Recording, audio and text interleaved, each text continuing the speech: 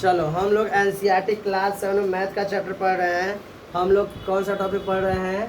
तो Pythagoras theorem करके पढ़ रहे हैं। ठीक है, पाइथागोरस थ्योरम में कल हम क्या बताए थे कि हाइपोटेनस कैसे फाइंड करते हैं।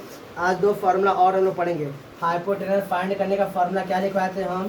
तो लिखवाए थे हाइपोटेनस का स्क्वायर बराबर क्या होता है?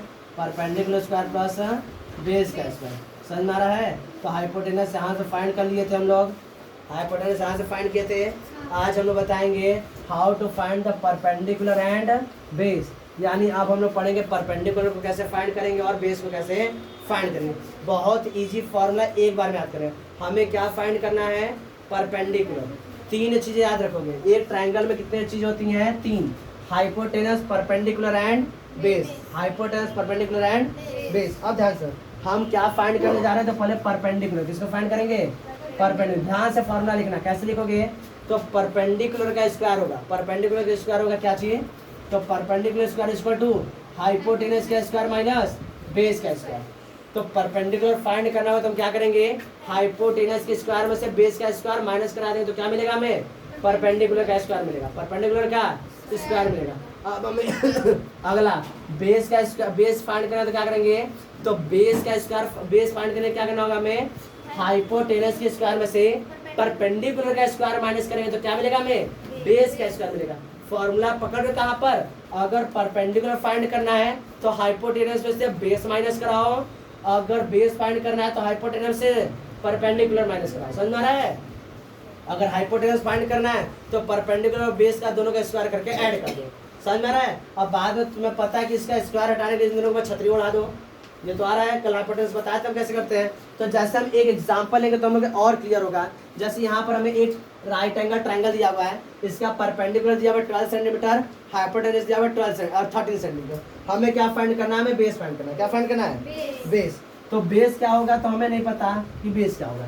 ठीक है, तो हम क्या फाइंड करना है? ध्यान समझो। According to Pythagoras we know that, according to Pythagoras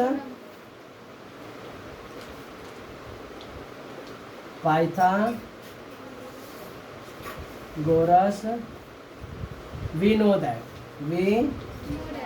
that हम जानते हैं। क्या जानते हैं भाई? कि हाइपोटेनस का स्क्वायर होता है perpendicular square minus base square, ये होता है। ठीक है, अब लिखोगे गिवन। क्या लिखोगे? गिवन। क्या गिवन है भाई? तो हमें गिवन है परपेंडिकुलर, गिवन है कितना? 12। परपेंडिकुलर कितना दिया हुआ है?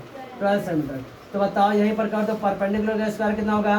तो 12 का स्क्वायर कितना आएगा? 144 सेंटीमीटर स्क्वायर। 144। अरे वो अच्छा यहाँ प्लस रहेगा जी, यहाँ प्लस रहेगा। ठीक है, ये पाइथागोरस का थ्योरम है, ये हम लिख दिए। आगे हम बता रहे कैसे करना है। तो परपेंडिकुलर बराबर कितना दिया? 12 सेंटीमीटर। तो परपेंडिकुलर का स्क्वायर कितना? 144 सेंटीमीटर स्क्वायर। क्लियर? अब अगला क्या दिया? हाइपोटेनस। हाइपोटेनस बराबर कितना दिया हुआ है? 13 सेंटीमीटर। अब हमें क्या करना? हाइपोटेनस का स्क्वायर करना है। तो 13 का स्क्वायर कितना? 169 सेंटीमीटर स्क्वायर। क्लियर? बात समझ में आया? हमें फाइंड करना है, क्या फाइंड करना है? तो हमें फाइंड करना है बेस। क्या फाइंड करना है? बेस। तो अभी हम बेस का फॉर्मूला क्या लिखा है बेस फाइंड करने के लिए? तो कहोगे कि बेस का स्क्वायर बराबर क्या होगा? हाइपोटेनस के स्क्वायर में से परपेंडिकुलर का स्क्वायर माइनस कर देंगे। ये फॉर्मूला पकड़ पाए तुम लोग कि बेस अगर फाइंड करना है तो पहले बेस का स्क्वायर फाइंड कराओ। किससे? पाइथागोरस थ्योरम से। तो बेस का स्क्वायर बराबर हाइपोटेनस का स्क्वायर माइनस परपेंडिकुलर से। ये फॉर्मूला याद करने में कोई दिक्कत हो रहा है? एकदम आसानी से याद रहा है। अब यहाँ पर क्या लिखोगे? तो हाइपोटेनस का स्क्वायर अभी हम निकालेंगे कितना? 169। माइनस कराएंगे इसको, तो माइनस कराएंगे 144 माइनस करा दिए। अब देखो 169 से 144 माइनस करा दो। 9 में से 4 गया 5, और यहाँ पे 6 में से 4 गया 2, 1 में से गया 0। कितना है? 24 सेंटीमीटर स्क्वायर। 24 सेंटीमीटर, ये भी सेंटीमीटर स्क्वायर था ना? हाँ, 25 सेंटीमीटर स्क्वायर।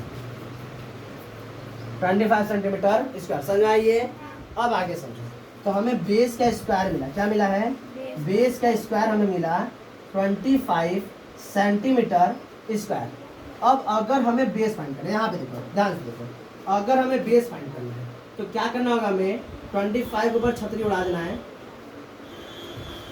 ठीक, 25 के ऊपर अब क्या करें, 25 को हमें पता है कैसे लिख सकते हैं, तो कहोगे 25 को ऐसे लिखते हैं 5 मल्टीप्लाई 5 और सेंटीमीटर को कैसे लिखेंगे, सेंटीमीटर इंटू सेंटीमीटर। हम बताएं अगर जोड़ा बनेगा तो एक तो बाहर निकालो, ये एक तो बाहर आया, या एक तो बाहर आया, पेयर बन गया तो बाहर निकालो, तो जगह 5 इसका भी पेयर बन गया तो सेंटीमीटर। तो बेस है कितना 5 सेंटीमीटर, 5 सेंटीमीटर। बात समझने में किसी को दिक्कत हो रहा है, समझ में आ रहा है? ये पूरा फॉर्मूला पहले लिखो, उसके बाद ये क्वेश्चन करो और इसको पूरा अपने से सॉल्व करो। अभी हम 2-3 क्वेश्चन दे रहे हैं, तुम लोग सॉल्व करो इसको जल्दी। देखो अभी हम लोग क्वेश्चन को मतलब हमें एक राइट एंगल ट्रायंगल देता था, तो वहाँ पे हम एक हाइपोटेनस फाइंड करते थे, वहाँ पे हम लोग बेस फाइंड करना सीखे, वहाँ पे हम लोग परपेंडिकुलर फाइंड करना सीख गए। अब हम लोग को न्यूमेरिकल यानी वर्ड प्रॉब्लम मिलेगा, वहाँ पे हमें अपने से बनाना होगा राइट एंगल ट्रायंगल, और वहाँ पे जो फाइंड करने के लिए बोलेगा परपेंडिकुलर बोलेगा तो परपेंडिकुलर, और हाइपोटेनस बोलेगा तो हाइपोटेनस, और बेस बोलेगा तो बेस। देखो हमारे दैनिक जीवन में बहुत सा ऐसा इंसिडेंट यानी घटना होती हैं जहाँ पर एक राइट एंगल ट्रायंगल का फॉर्मेशन होता है, राइट एंगल ट्रायंगल का फॉर्मेशन होता है। जैसे अगर हम क्या बोले, जैसे हम किसी चीज़ को देख रहे हैं, यहाँ से ऐसे देख रहे हैं, तो मेरे नज़र से ऐसे, मेरे नज़र से यहाँ से ऐसे, और ऐसे इसके सीधे में एक राइट एंगल ट्रायंगल फॉर्म हो रहा है कि नहीं? तो हमारे दैनिक जीवन में हम बहुत से ऐसा राइट एंगल का फॉर्मेशन होता है। तो इस राइट एंगल ट्रायंगल का हम लोग फॉर्म यूज करके हम लोग किसी भी चीज़ का लेंथ, डिस्टेंस, ऐसा चीज़ हाइट फाइंड करते हैं। बात समझ रहा है? तो चलो इसी पर हम लोग कुछ वर्ड प्रॉब्लम सॉल्व करते हैं। यहाँ पर एक क्वेश्चन क्या है, 10 metre ladder is placed to a wall, एक दीवार से टच करा के रखा गया है, whose base is at 10 metre distance. मान लो समझ लो कि ये एक दीवार, ये क्या है, एक दीवार दिख रहा है, इस तरह से एक दीवार है, इस पर एक सीढ़ी रखा गया है, कितना लंबा है, 10 मीटर लंबा है, इस तरह से सीढ़ी को रखा गया, ठीक है, इस तरह सीढ़ी को रखा गया। यहाँ पर एक दीवार है, ठीक है, यहाँ पे इस तरह से एक दीवार है, यहाँ सीढ़ी रखा जाता है, तो सीढ़ी का लंबाई कितना है, 10 मीटर, सीढ़ी का लंबाई कितना है, 10 मीटर, जिसका बेस से दूरी कितना है, 8 मीटर है, कितना है, 8 मीटर। तो पूछ रहा है कि 10 metre ladder is placed to a wall, एक 10 मीटर की सीढ़ी, 10 मीटर लंबी सीढ़ी एक दीवार से ऐसे रखी गई है, जिसका बेस से दूरी कितना है, 8 मीटर दूरी पर रखा गया। तो पूछ रहा है कि at what height the ladder will be reach to the wall, यानी वह दीवार पर कितनी ऊंचाई तक ऐसे करके पहुंचेगी, यानी ये कितनी ऊंचाई पर रहेगी। तो एच हमें फाइंड करना है, क्या फाइंड करना है, एच। तो ये देखो एक राइट एंगल ट्रायंगल फॉर्म है, यहाँ पे क्या बन रहा है, 90 डिग्री, तो ये क्या तुम्हारा बन गया हाइपोटेनस, ये क्या बन गया तुम्हारा परपेंडिकुलर, हाइट क्या बन गया परपेंडिकुलर, क्या बन गया बेस। दिख रहा है, क्लियर कर पाए? अब देखो क्या ध्यान से कैसे सॉल्व करेंगे।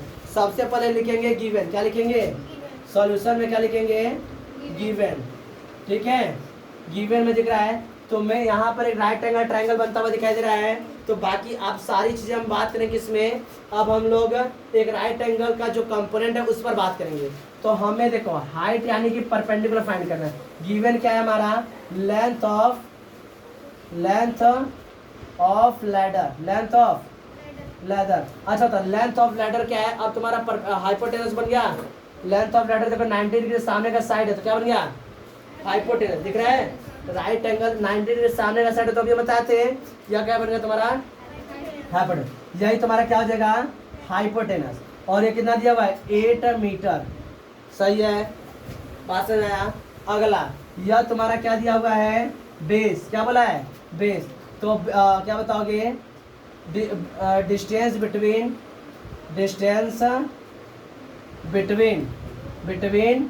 Wall and the ladder,